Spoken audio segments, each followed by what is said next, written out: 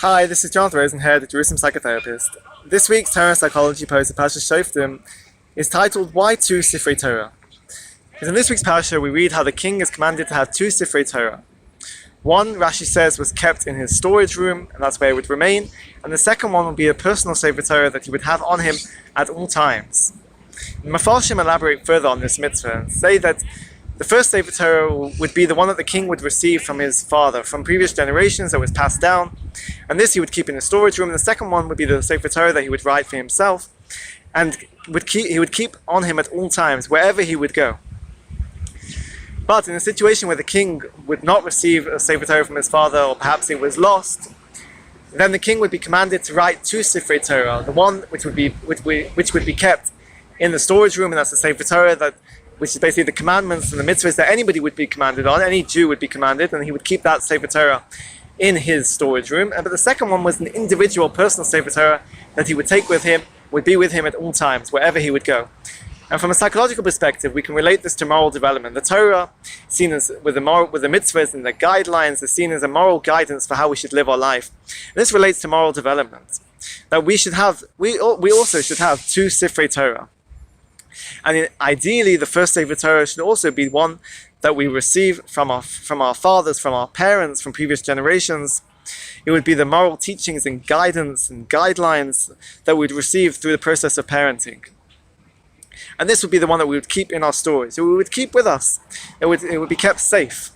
But then there was also the second Sefer Torah, which would be the individual Sefer Torah that the king would write for himself, that we need to develop, this moral development, this moral code that we need to develop for ourselves and keep on us at all times, that we attune this moral code to our own individual circumstances. That gives us guidance to the different circumstances that we find ourselves in. It gives us guidance of how to behave with our friends, with our family, in work, and to be able to give us guidance on how to live a moral life.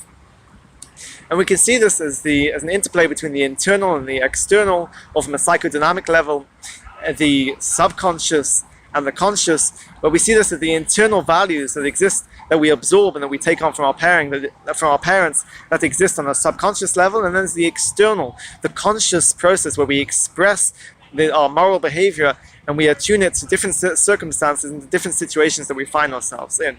So it relates to our own subjective life, our own individual personal situation. And as we said, the king hopefully should receive it from his father, but sometimes there are situations where the king does not, and he has to write two Sifrei Torah for himself. And so too, unfortunately, there are situations where a person does not receive this first Sefer Torah, this first level, this first source of moral development from their parents.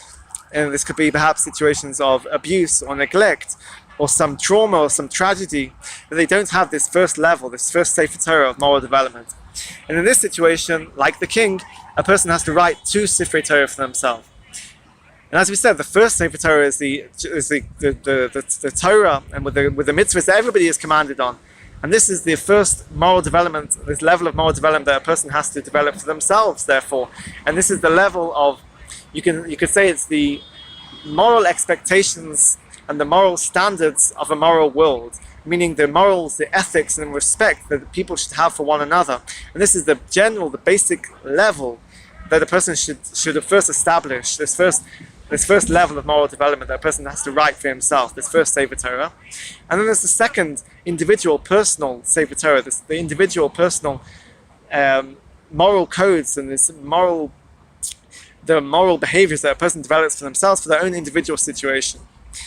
And that person who doesn't receive this first level, this first source of moral development, this first Sefer Torah from his father, from their parents in cases of trauma or abuse, it's very difficult to write these two Sifrei Torah. It's a very difficult process of moral development that a person has to work out for themselves.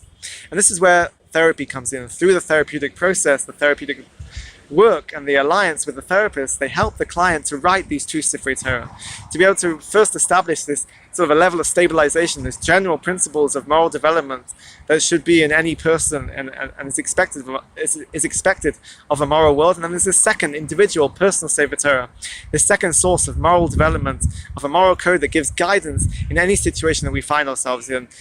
And this is the message that we should take on to to acknowledge these two Sifrei Torah, to realize that we have these two Sifrei Torah, to keep the first one safe in our storage room, and the second one to keep on us at all times, give us guidance in how to behave and interact in any situation. Have a great Shabbos and keep well.